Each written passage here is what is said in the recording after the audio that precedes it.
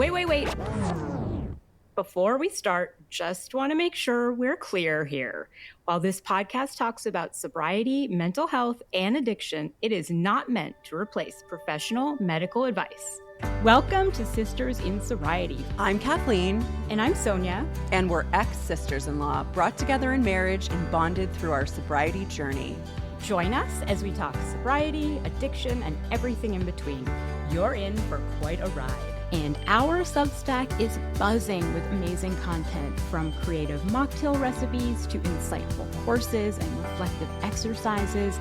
There is something for everyone. Don't miss out. It's a great way to add some extra joy and depth to your journey. Check it out. Welcome to Sisters in Sobriety. Today we have Joe Chura on the podcast. And Joe's story is a really powerful example of personal transformation and innovation. And he began his career at the Ford Motor Company as an assembly line worker. And that was a position that pushed him to hustle and use every free moment to study and grow. And that drive led Joe to entrepreneurship, where he co-founded 2 digital marketing platforms that were sold to cars.com for over $150 million. But despite this professional success, Joe has found himself grappling with poor health and a problematic relationship with alcohol. His journey towards moderation in drinking not only restored his health, but sparked his next entrepreneurial venture, Go Brewing, one of the fastest growing craft brewing companies in the country. Focusing on non-alcoholic and low-alcohol beers, Go Brewing is redefining how we think about social drinking and mindful living, and Joe's mission is to create brews that allow people to enjoy their social lives without the negative side effects of alcohol. Today, we'll dive into Joe's personal and professional journey and explore how hustle culture, entrepreneurship, and sobriety intersect. It's nice to have you here, Joe. Thank you for coming on our show today. Thank you for having me. So you started out working on the assembly line at Ford. So how did you balance that job while also working towards your dreams of something bigger? It's a good question. But the reality is I would never predicted that, one, I'd be here talking about a non-alcoholic beer company back in 1990. And secondly, to go back to my intro, I never would thought I did that.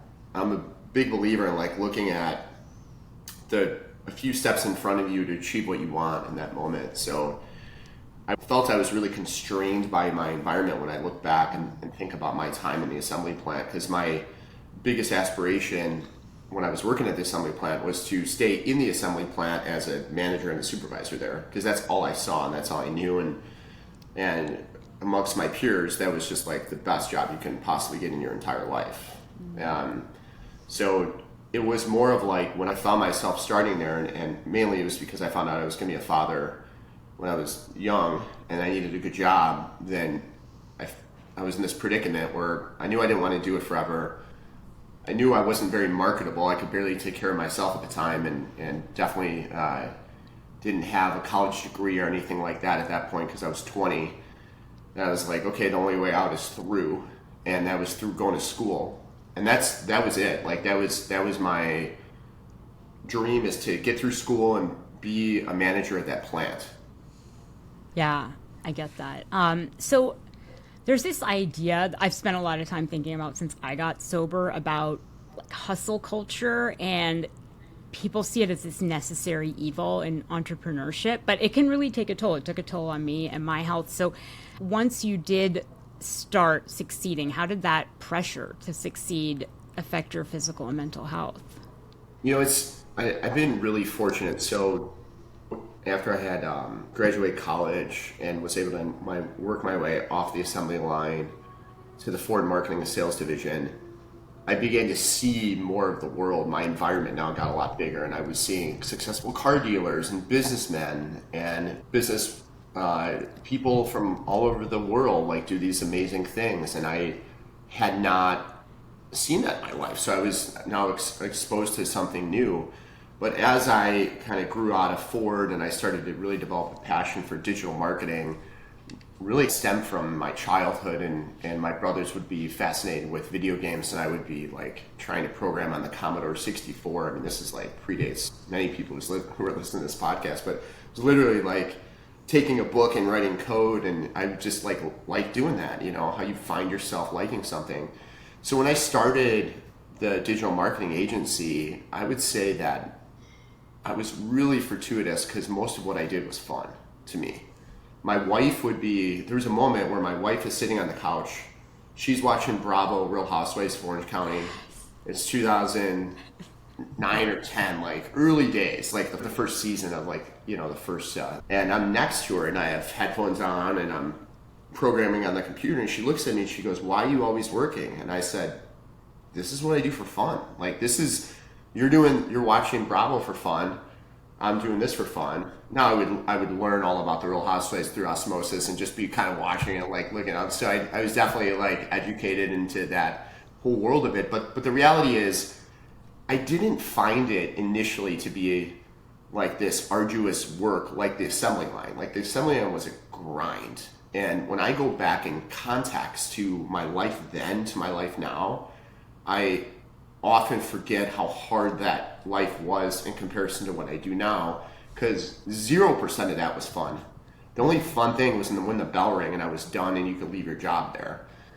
Now it's like, I can't wait to wake up to work on these problems. So I might be working 18 hours a day, literally, but 17 of those 18 are fun for me. So I don't even feel like it's work. I really relate to that, actually, Joe. Like, I really, really relate to that because I love being a therapist and I love that I'm a relationship therapist. So my partner too will be like, you're working. And I'm like, reading books about like too good to leave, too bad to stay. This is my jam. I love doing this, right? I love doing this. Life. And people are like, what? How can you? And I'm like, this is the most fun thing ever. Yeah. So I get it. I do get that. No, Okay. I'm fine with it. You had been talking about how when you sold your companies, you realized you're not in great health, right? Yeah. So, okay. Yeah. So the question is, what advice would you give to entrepreneurs who want to prioritize their well-being? Yep. So I think it's a great question, and it's something I didn't really think of until much later in my entrepreneur journey. When I had started to build these companies, I went from 0 to 400 employees in the span of 5 years. And when I sold them in 2018, I look at pictures of myself, 2018, 2019, I'm 240 pounds, completely out of shape. It's very clear that all those hours I was spending, I was neglecting my health in those. Well, in the height of COVID,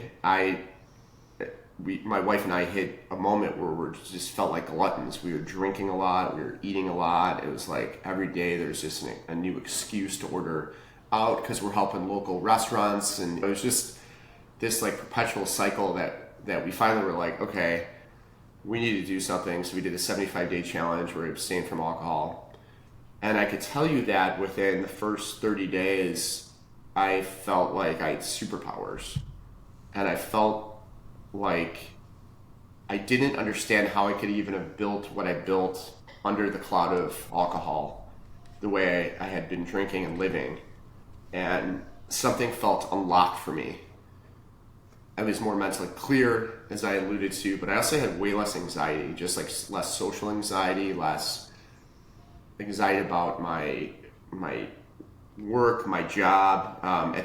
At the time, we sold to a public company, so I went from not knowing much about business to all of a sudden building this big company, and then now I'm literally in a boardroom with like activist investors and learning by fire, and so it was pretty crazy.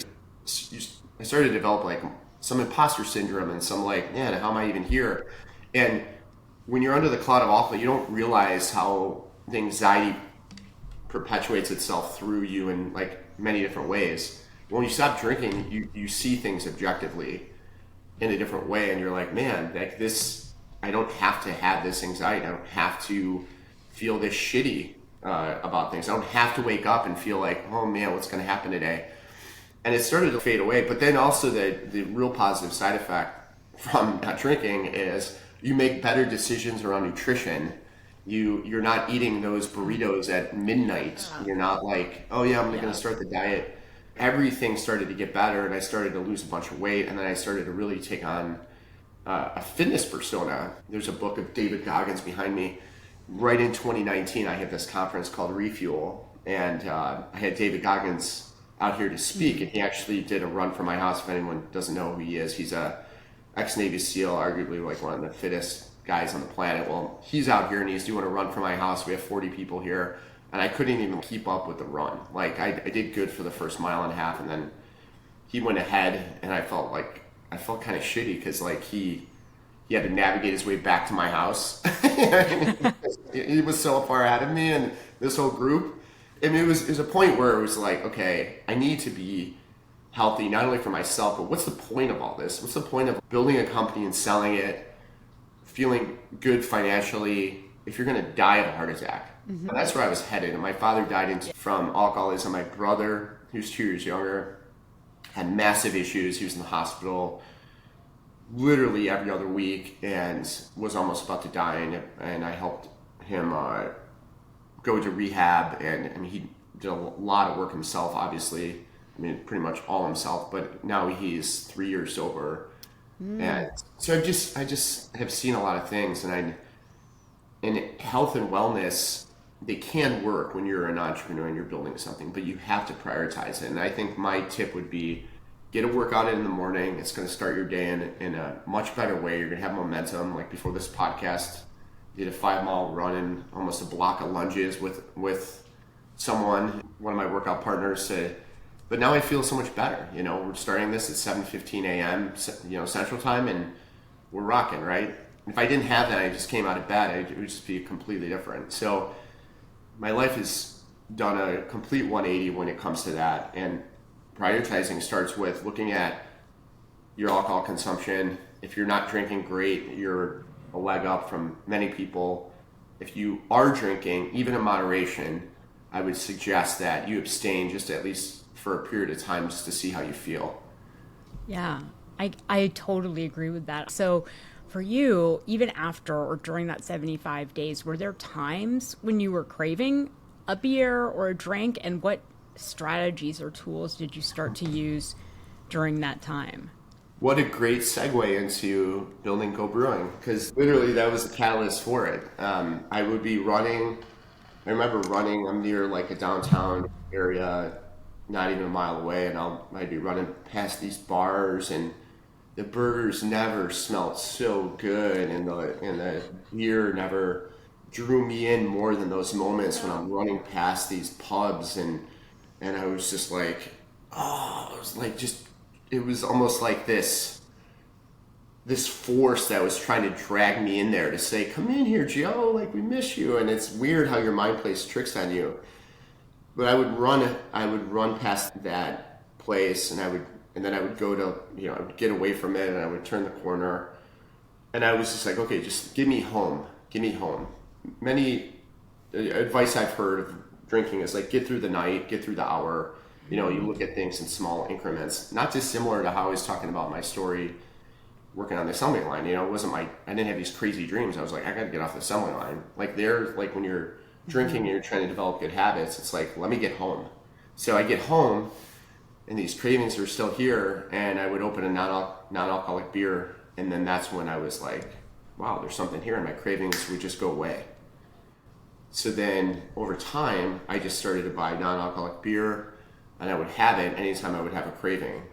And that is a tool for the toolbox, I would say, is like stock your fridge with what I would call like social beverages like our non-alcoholic beer, Go Brewing, or there's many good ones out there. There's non-alcoholic wine. This is a wonderful discovery moment to go to the store, splurge on this new category that's emerging of all these non-alcoholic options. So I think there's no better time to start this than now, because there's just a lot of options on the market that can do what non-alcoholic beer did for me and help curb your craving. Yeah, I think that's a great tip, actually. And it sounds like it really worked for you when you were having those. Oh my gosh. I can totally imagine you running past the pubs and smelling the burgers and seeing people just feeling like, woo, drinking the beer. But that leads me to my next question is, how did your social life change after you reduced your alcohol intake? And how are you able to navigate events where people are drinking alcoholic drinks. It was a weird time though, right? So like, Yeah. it was during COVID, so we were a bit isolated anyway. And what was funny is that we looked at, and this could be a tip for people, because I do think, let's be real here. If you were used to drinking for decades, to stop for the rest of your life overnight seems really daunting. You can easily get there. But if you don't have a problem per se, but you're under the cloud of alcohol and you want to start to change habits, looking at a challenge is a really good way, because what happens is you start to stack days, I call it, behind you, and that those days give you momentum, and the further away you get from that last drink, the easier it is.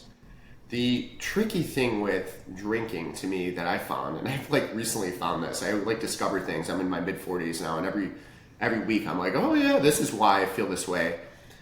Alcohol has this proximity effect, that I call it, where you have this massive craving really close to the last time that you drank.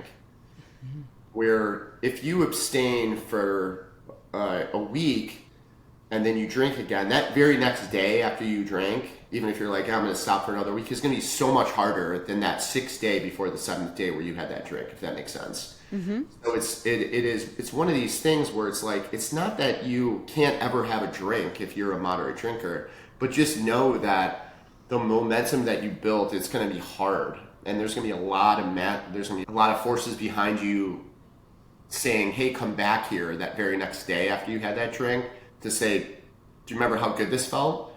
And that's the tricky thing about it, is it plays tricks on you constantly. So for me, in a social setting during COVID, that wasn't like a massive problem. But what I did is we looked at like Thanksgiving, and we're like, okay, to get to Thanksgiving, where we definitely want wine and we definitely want to indulge, and part of this challenge was a diet component too, and I want to eat a lot of turkey and gravy and mashed potatoes and all that stuff. When do we need to start? So we started at the end of the summer, right? And then that got us to the 75 days right before Thanksgiving. Well, what happened is Thanksgiving came and I didn't want wine anymore. I didn't have those massive cravings, but I was around a bunch of people. And I think at the time, this was 2020, it was my family and my wife's family, so it wasn't like a huge deal. They don't really care if I drink or not drink, and they're not huge drinkers, so that was helpful. So I think to be around friends or family members that are in that camp, if you're around people that are partying and you're used to doing shots on Christmas, which I know some families do, probably not a great idea to be there. Not our family. No. I grew up in a family where every Christmas you do a shot on Thanksgiving and Christmas. It was just like a normal thing. But I love that. Yeah, so I think you just have to be really intentional about who you're going to be around, and don't put yourself in positions that you're going to have cravings that might be or temptations. So if you're going to tell me, hey, during that 75-day challenge, I want you to meet your 2 high school buddies at the Irish bar that you guys used to hang out at, and you guys just hang out for 5 hours, that'd probably be a bad move. I probably would have succumbed to the temptation of drinking, because I would be in a situation now where I'd be so tempted to drink. If I avoid it, it's like a non-issue. So I think being really smart in the early part of any sort of absence of drinking is a good play. Then I would say today, I'm a little biased maybe, but I think that the stigma around having non-alcoholic options at a bar or a party is much different than it was a few years ago. It's actually almost cool in a way. It's like a discovery moment where you're grabbing this beer can here, and you're like, what is that in your hand? This is one of our new designs. And it creates a conversation, and it doesn't look like non-alcoholic beer. It looks like a crazy craft beer can. And that in itself was really intentional, so people aren't walking around with a big O'Doul's or non-alcoholic beer. And I always say O'Doul's because they were the first players, and people see that and they're like, why are you drinking that? And the whole point is, today it's much more acceptable to have non-alcoholic options, and I think even in 2020. But regardless, don't put yourself in a situation where you're amongst a ton of people drinking and that you know you're going to be tempted. Just stay away from it. I think that's good advice. Now, not everyone needs to stop drinking entirely, but they can moderate, and it can be just as difficult, actually. How have you managed to strike a balance between total abstinence and mindful drinking? And what can you share about being able to moderate? For me, I go in streaks. So it is tough from that proximity effect. I don't even know if that's a thing. You guys are much smarter than I am and can tell me if that is a medical term or not. But like what I like to do is to get the furthest away in the most efficient way possible, and then I'll maybe not drink anything for a month. And then I look at times when it makes sense in my life versus times when it doesn't. And I'll tell you a story about the contrast. So I'm getting home from a trip. I land in Chicago, which is my home airport, and I'm waiting for a driver, and I have about 15 minutes that they're running late. And I end up going to the bar, and I pound 2 16-ounce glasses of an IPA beer before this driver picks me up. That happened several years ago, but that is a time when I think about mindful drinking. And did I need to drink there? No, that was silly. I was by myself. I was heading home to see my family. That clearly was a sign of a problem for me. For other people, I mean, maybe that's their way to unwind, whatever, but not a very good way to go about it. Versus like my intention otherwise would be to really think about where I'm going, where I'm headed, and the terms I use are remember tomorrow. Remember what tomorrow is, like how you want to feel. Like you can get crazy and jump on the desk on the holiday party and get nuts, but remember tomorrow. If you have a run or you have an event coming up and you want to overdrink because you're out with some colleagues the night before that you haven't seen, that's great, but remember tomorrow how you're going to feel. So I try to think about the consequences of my actions in a much different way. And now when I go to the movies with my kids, I'm not drinking like I used to. I'm not doing any of that. But if I'm out with my wife and we are on a trip and there's a wine pairing that happens to go with the food in the right way and it just feels good, then I will. And so I didn't make it like a binary thing, but I will say that because I know that if I have a drink and I break my streak, then I know that proximity effect is going to make it a lot harder that next day.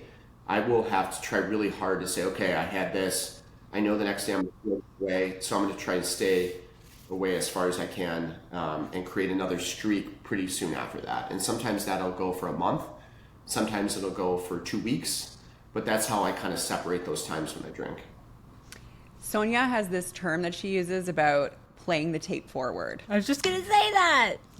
Do you want to say it? No, I was just going to say it though. She has this thing that she says about like, okay, if you play the tape forward, how is this going to impact you? And it's what you're saying, Joe, is like, okay, if you have a big run the next day or something, like if you play the tape forward, how are you going to feel if you've consumed like this many drinks or whatever? Like, what's that going to be like for you? That's great. Yes. Yeah. I think that, so my tape goes like this, which is I have a drink, let's say I would have a glass of wine on Tuesday. I could have a glass of wine on Tuesday, but then Thursday I'm like, I was fine with that glass of wine. Maybe I'll have 2 glasses of wine. And then by Saturday I'm like, you know what? I'm just going to drink this bottle. So my tape shows me I'm unable to moderate. And so how, for people listening, how can they think of themselves as, are they someone who's able to moderate, or are you somebody that is better off with abstinence? And what questions can they ask themselves? It's a great question. And one thing I learned from being in this space is that we all exist on a spectrum. And it's really hard for me to answer that because alcohol affects us so differently. My brother, for example, who's 3 years sober, he should never have a drink, but he can have non-alcoholic beer. And I was scared that he even wanted that, but he's fine with it because he's so far removed from the thought of how his life was when he was drinking. Yeah. He was so mentally like, I can never drink. Like he had to start over in his life at 40. Like almost where, like I started working at the Chicago assembly plant. He had to start there. And he's like, I cannot believe I've wasted so much of my life. So he's so mentally there that he will never have a drink. There's other people that may be able to moderate. And I don't know a good answer to that, but I will say that if you are in the spectrum of you're not sure which way you want to go, just take a break, see if non-alcoholic beer or another beverage can help. And there's no harm in not drinking.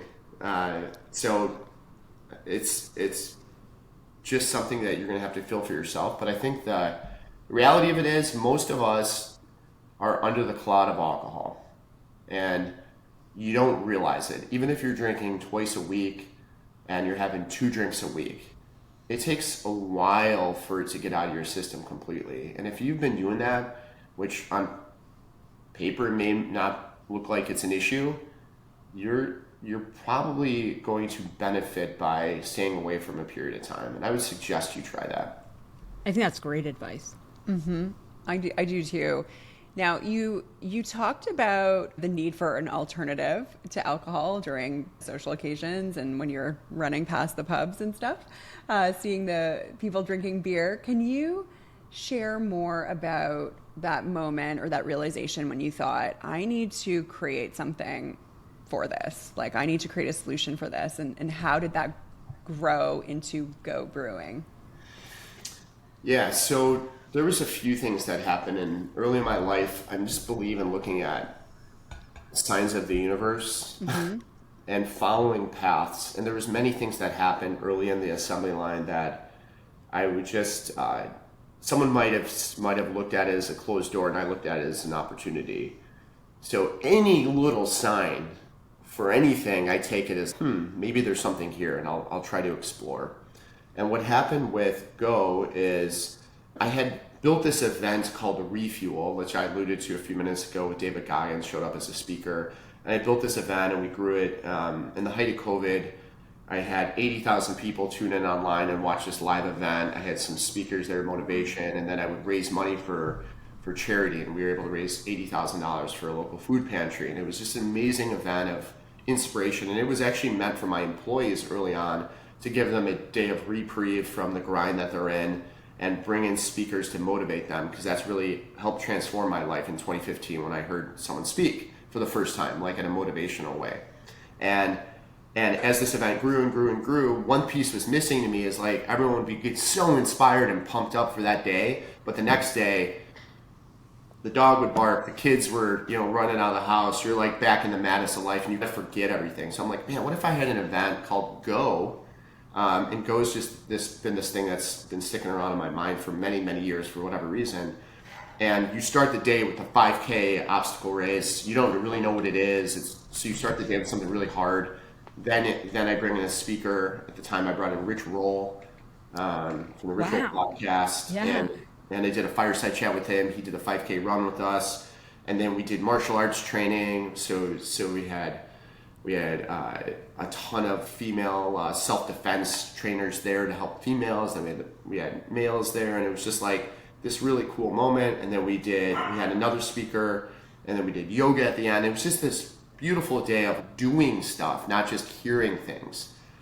And that's when I really realized that I wanted to, at the end of the conference, not hand out an alcoholic beverage. It was just like it would be so weird, right? We do this whole thing, but people were like, they want a beer to celebrate. So I actually found non-alcoholic beer, I brought it in. And post that conference, I was starting to After I sold the businesses to fade out of my role, and I had built this community of people, but I really didn't have any way to follow up with them, or there wasn't like a lot to do after that, because you'd have to wait for the next year for that Go 2.0 or whatever. So I was like, man, what if I had a local brewery? I can make non-alcoholic beer, and then I actually have something. So that was like the seed that was planting in my head at the time. And then a couple other things happened. I didn't know anything about how to make beer, except I was good at drinking it. That's the only thing I knew about beer. I really wasn't even like a tinkerer and making garage beer or anything like that. I always loved going to breweries. I just never had time to do that. So, but I realized you could sell it online. And if you think about the history of beverage and alcoholic beverages and beer, you could really never do that in the past. Mm-hmm. That is what I know. I know how to do marketing from my previous career, and I was like, man, if I could sell this online, I could figure out how to brew this here in my garage. We could get going, and then eventually launch a brewery. And then probably the final thing that happened was post-COVID, I had 35,000 square feet of space for my digital marketing software company, which is quite a bit. And then we decided to sublease half of it. Well, the people we subleased to happened to be a cidery that was located in the parking lot of this other brewery right by us, and they were essentially vacating their spot, getting a bigger space, which was going to be my tech office. And I asked them what they were doing with their current facility, and they said nothing. They said, we're just going to leave it. And I was just like, it's in a great location. People pass by it often. It's synonymous with like kind of the beverage district is what I would call it, which is this warehouse area that's tucked away outside of Naperville. And that was just another sign to me to say, maybe there's something here. And I was so naive at the time that I thought I could take some of their equipment and repurpose it for a brewery, and it turns out you can't. You just really that a cidery has, but that's just an example of how much you had to learn to be able to enter the space in a meaningful way. And so there's a bunch of like little things that happen. Wow. So what role do you think the breweries and tap rooms play in shifting attitudes for alcohol consumption? What has the response been? The first day that we opened, I was really surprised in the community that showed up. I thought that our market was going to be people like me, people like that are moderate drinkers. That's it. I didn't think folks that were sober or practicing sobriety were going to be our customers, honestly. And that was from such a narrow experience of my family and just seeing the people I knew close to me that just stayed away from non-alcoholic beer and non-alcoholic beverages because they looked at it as a gateway back into alcohol. But the first day we opened, 30 to 40% of the tap room was filled with people that were sober. And I was pretty shocked and surprised and delighted. And they were so grateful to have a place to hang out, a community gathering spot where they felt comfortable. It wasn't like this weird thing. And the way that we created our brewery is it was very elevated. We put a lot of effort into it to make it very special. It wasn't like an afterthought. That to me really drove these folks that wouldn't otherwise have a place to go into this community aspect where it was very new for them. And what I saw from there is folks that even if they were thinking about non-alcoholic beer, especially in dry January and around then, that time frame, they really loved the fact that like this was a place they could go and it's all NA. And we do have guest beers on tap, so people that did want to drink or they were with someone that did, they felt welcome too. So I just wanted to be very inclusive. I think it was a really helpful tool for many people. I'm just reflecting like on my own sort of extended family, and my partner's family, they're not sober. They like their drink. And I've noticed that some of them have stopped drinking like just because they're going through various medical treatments even. And so I'm going to call him my father-in-law, but he he was at a social event on the weekend and he's like drinking the non-alcoholic beer. And I think like it's a really interesting thing, like this shift. Like we don't really know always why someone's sober, right? It may be for health reasons, not necessarily because they had a problematic relationship with alcohol, but because they're doing it for health. So I think I can just see your Go Brewing, it can reach so many different audiences. Yeah, we had a gentleman in our tap room that hadn't drank for 35 years and had his first drink. And I was like, you sure you want this? And he's just like, yeah, I've been looking forward to this moment forever. This past weekend, we had the volleyball parents here. My daughter is 14 and she plays volleyball, and guy here 23 years. He has first beer in 23 years here at my house this weekend. So it's pretty incredible to like share those moments with people that they can have something. And as soon as he had it, he's like, oh my God, this like just brings me back to those moments. And that's pretty amazing to like tie memories from something you drank and not have it affect you in a negative way. It's very healthy. And he had 3 beers here, so it was pretty cool. So we see quite a bit of that, which is awesome. How do you maintain the passion for your work now that Go Brewing has taken off? What helps you stay motivated? We are like, I think 1% to 2% of where we want to be. So it's okay. It's so early and it's so competitive. We launched in 23 and I feel like we've done some great things. There's so much room in front of us. And I also am looking at Go Brewing as a social beverage company, not just necessarily an NA beer producer. So there's other things that I have in the works that are gonna widen the spectrum of what we do. And we built another facility to be extremely flexible called Craftsmith Beverages. And that's another entity that was created this year with another brewery to be able to produce beer, because we ran out of capacity at Go in the current facilities. So we spent all this time building Go Brewing up, and literally within a year we hit our capacity. We could not brew enough beer out of there, so I had to find another alternative. Well, in thinking about that, we were like, well, why don't we make something that's extremely flexible and we can make a lot of different products. That's amazing. So what excites you most about the future of the non-alcoholic beer market? I think there's a ton of potential.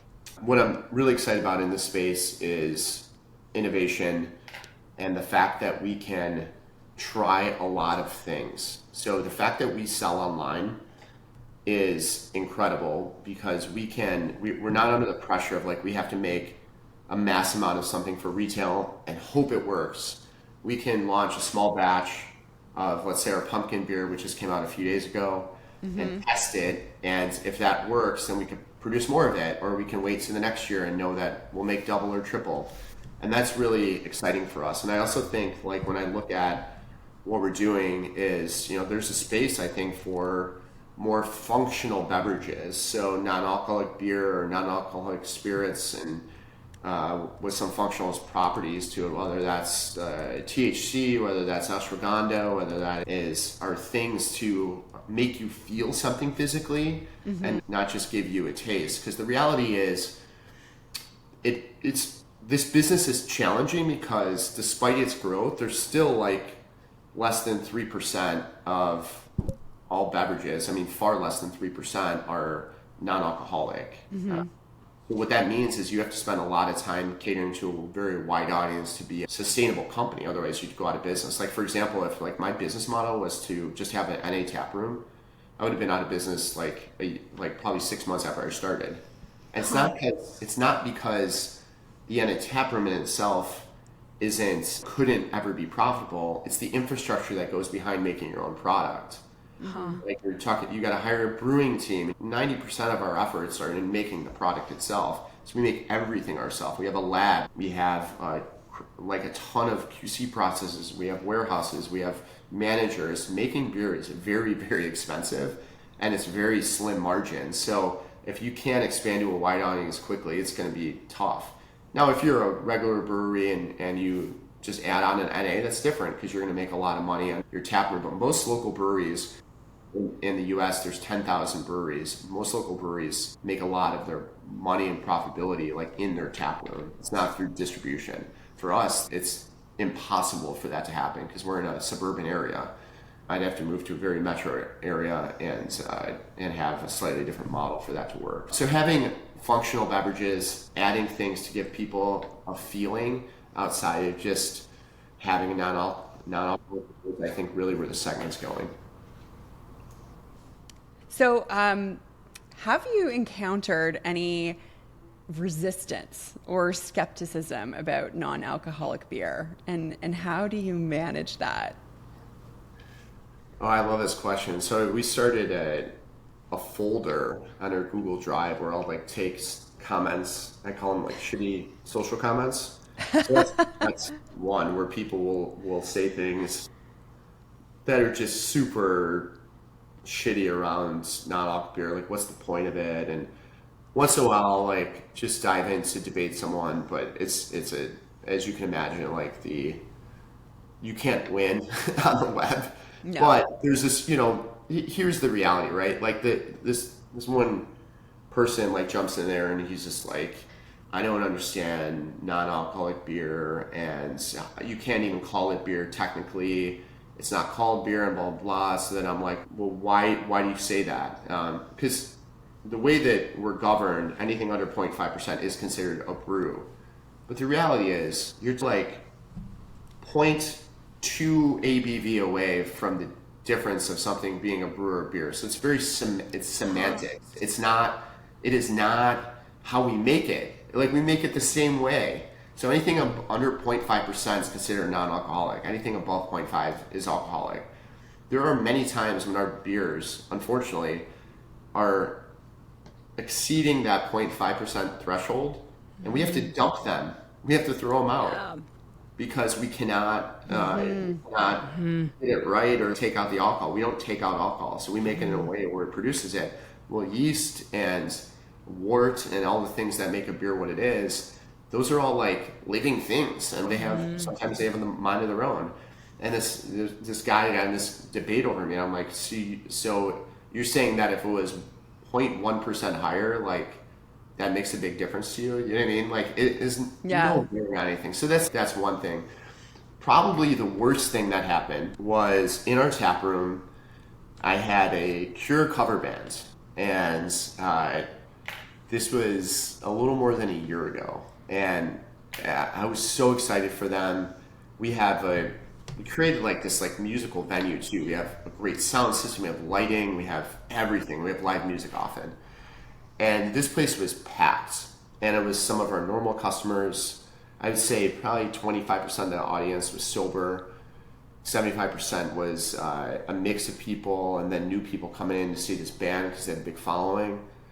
This lead singer, in the middle of, in the break of between two songs, singers will talk and tell stories. Well, this guy says, in our non-alcoholic brewery, I don't understand why anyone would drink non-alcoholic beer. It's like cuddling with a prostitute.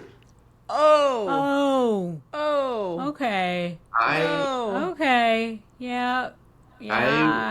I was so close. Oh my God. To taking him and grabbing him from the stage and throwing him out. Because not only did he disrespect me, but he disrespected more than that, the community that was there. But then there was this other 75% that came to see the show and paid to be there. And it was such a tough thing for me to deal with. And as there was probably like 5 or 6 songs left, and the last song they did, I was just counting the seconds. I was in the very back. I had to go in the very back, and my heart rate was probably at a 150, and I was just ready to like grab this dude. And the last song was from the Crow soundtrack. I don't know if you're unbelievable, and they were so good. That's the thing. So on one end, I'm like, damn, this is good. This is a really good song. On the other end, I'm gonna fucking grab this dude at the end and throw him out here. Sorry to swear, but that's how I felt. So then the song's over, and I walk up to him, and his band members are there, and everyone's just like, oh yeah, this is great. And I get in his face, and I'm like, how dare you say what you just said to this crowd here. He goes, what are you talking about? He has his sunglasses on, like a Mr. Cool guy. And I'm like, take your glasses off and look at me. You never, ever, you allowed back here. Get the hell out of here right now. Like, the fact that you did that and you were here, you insulted everyone in this entire place. And the fact that this is a non-alcoholic brewery, are you stupid? I was like so irate. And the guy just started shaking. And it was such a bad move on his part. He had nothing to gain there. And then the band like kind of came by me and like, what's going on here? And then they had my back and they're like, you're right. I don't know why he said that. They're like, this one's on us. I go, it's not about the money, guys. It's about the fact that you insulted the community here. And it was probably the craziest moment. And it's funny because like a few people that were in that crowd that day never really said anything to me. And a couple weeks ago, I was talking to a girl that I know was there, and I was surprised, like, we haven't talked about this moment. Do you remember when that happened? She goes, I remember it like it was yesterday, and I could not believe that guy said that. And it was like one of these things where I look back and maybe I should have done something at that moment, but again, many people in that crowd were there for the music, and it was just like a bad situation all around. So there's that extreme, but then there's, this middle ground where people are skeptical, and it's like, just try it. So we will spend a lot of times to like at activations doing a blind taste test. In fact, I was just on the news recently, and I took our sour beer, which is here, and we did a blind taste test on air on TV. And I had an alcoholic version of this, which we don't make. We don't make any alcohol beer, but it was a sour beer from a local brewing company and ours. And I just did a blind taste test challenge. And I said, tell me which one has alcohol. Oh my God. And 50% of the people get it wrong normally. I do it on air, I do it live, I do it at beer fests, and it's pretty amazing. So that's a really good way to get through to someone to say, we've come a long way here and try this. But then there'll also be moments. I was pouring beer at a fest this weekend, or it was not a fest, it was a marathon. And right after probably she's probably in her mid-20s, she comes up and she's just like, does this have alcohol in it? And I'm like, no, it doesn't. She's like, I want alcohol. And I'm like, well, there's no alcohol here, so you should definitely try this. And it's just like, So it's a mixed bag for sure.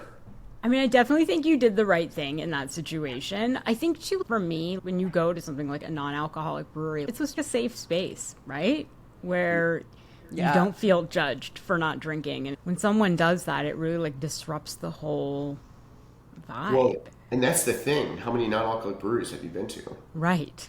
There's one that I know of in the U.S. Like, I thought I would take pride in saying, like, oh, you were the only one in Illinois. And then the more I looked into it, I'm like, I don't even think there is another one that's like truly a non-alcoholic brewery. So we were in uncharted waters a bit. Maybe he didn't realize it at that moment, but he did say non-alcoholic beer. I don't know. It's hard to justify anything that happened that night, but it was a safe place for people, and they felt slighted because of that. They felt demeaned, and I just think that was acceptable. Like, the one thing I can't stand in life is bullies, and that's what I felt like I was doing. He was standing up there and he was being bullied out of the room. Total bully. Let me just say, for our listeners who can't necessarily see you right now, Joe, and I can see like half of you, but I'm assuming that singer shit his pants when you at him, because I wouldn't want to mess with you, Joe. So I'm sure he was like, uh-oh. If he was shaking, I think he was also shitting. Yeah, he should know that. People who don't drink are typically a lot healthy healthier. And strong and muscly. Yeah. No, I mean, and I had friends of mine that were there that are all martial arts, like jiu-jitsu guys, and I was just like, again, he had nothing to gain from it. And now, they reached out to us this year and they're like, hey, can we play again? And we're just like, ignore their email. What? Like, are you that dense, really? Oh my gosh. Know your audience. Know your audience. And I was about to post something too, like, that was the other thing. I think, like, you asked how to deal with it. Sometimes just the fact of about to post something and then sitting by it because I was going to tag them and just say something. But then as much as I wanted to do that, I'm glad I didn't. That stuff lasts forever. There's anything you post online, it just didn't feel right the next day. It felt perfect in the moment. Like, I'm going to get them. And I think at the time I even called my daughter, my 26-year-old daughter, and I was just like, no, she's going to be 26. And I was just like, hey, this is what happened. Like, what do you think I should do? To get advice from a young person, I wouldn't post that right now. You're really emotional about it. For sure. It's like, that's the other thing. It's like, you got to like breathe. Which you can do when you're sober. Yeah, that's the other funny thing about the brewery. So the first night we were there, I mean, I'm sure you've been at a bar that closes and people are lingering around and they're like, okay, guys, it was last call 15 minutes ago. Not at Go Brewing. The band ends at 10 and literally everyone just leaves. Yeah. It's like a concert. It's I love that. It was the funniest moments because no one's spilling stuff. Everyone's polite. Everyone's there. It's quiet. And you're like, what is going on here? Like, it's just the opposite of what you think. So it was really interesting the first like couple months because we were just witnessing this like really good behavior. In fact, the landlord, because we made the place really nice. Again, the bathrooms, we had these nice napkin holders and things like that, and she's like, those will get stolen. And I'm like, not here. I'm like, I don't know if they will. And they're still there today. So I don't think we've had many incidents. We've had a couple things that have happened where we had a retirement party and most of the crowd was like honestly in their like 60s and 70s, and they were probably the rowdiest crowd that we had. And they were like really overly consuming the draft guest beer that we have on tap. That's not even ours. Oh my God. And that was probably the worst of it. They were a bit wild, but beyond that, there hasn't been many incidents. That's awesome. Like, we aim to still produce non-alcoholic beverages, period. That's what we want to do. But ones that have functional components in them as well. Like, we have one of the first beers in the market. It's our gluten-free amber beer that has ashwagandha and L-theanine in it. And we've had that for about a part of a year.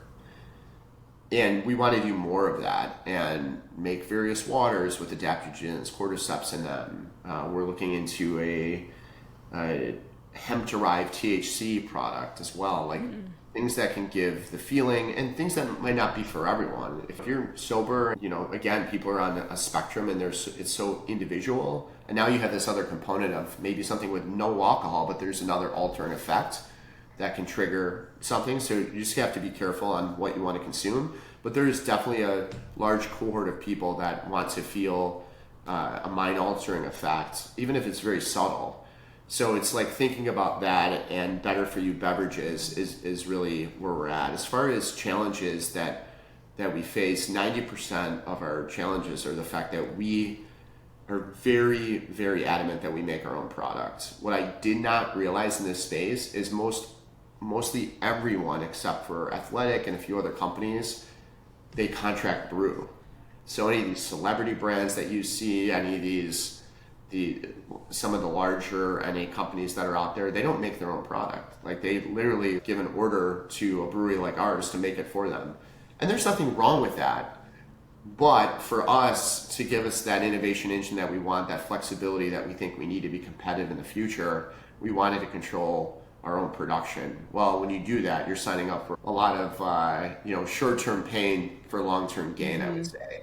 And that's kind of the challenges constantly, is like 90% of our issues are dealing with. You can't even imagine the things that happen. Like, we ran out of water a few weeks ago. You're a brewery, you run out of water. Things break constantly. It's like it's a shit show. But it's one layer. You can get through it, and brewers are so resilient. I've never met a group of people that have such a strong work ethic in the brewing community, and it is really incredible. And they do it mostly because they're super passionate about it, and especially our team. Like, they're extremely passionate about what they do.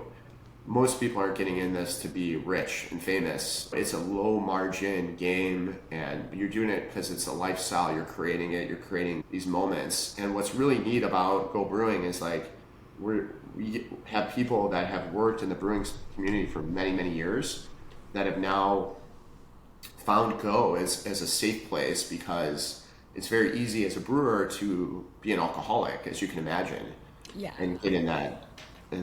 So we have a lot of people that are sober that work for us. That's Pretty really interesting. Yeah.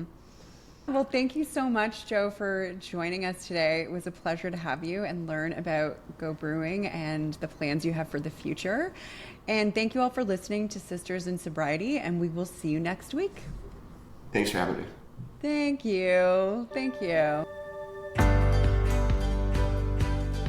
This was Sisters in Sobriety. Thank you for listening and being with us today. If you want to learn more about sobriety and meet your community, find us at sistersinsobriety.substack.com. Are you a sister in sobriety? Then reach out on social media. We'd love to hear from you. If you're feeling generous, leave us 5 stars and a review and follow us wherever you listen. You'll never miss an episode. Until next time.